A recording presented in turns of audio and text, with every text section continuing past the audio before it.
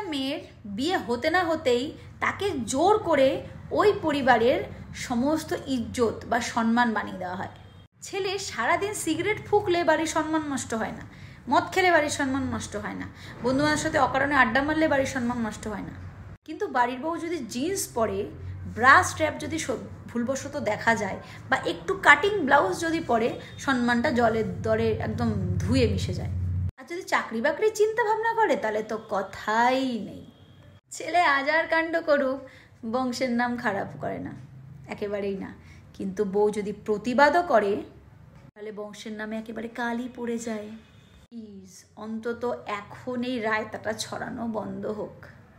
কারণ জিন্স পরাটা কারোর ফ্যাশন হতে পারে, ব্রা স্ট্র্যাপ দেখা যাওয়াটা ভুলবশত হতে পারে, কিন্তু সিগারেট টানা বা মদ খাওয়া বা কোনো কারণে অন্য কোনো বাজে অভ্যাসটা আই ডোন্ট থিঙ্কে ভুলবশত কেউ করে বা ভুলবশত জিনিসগুলো হতে পারে।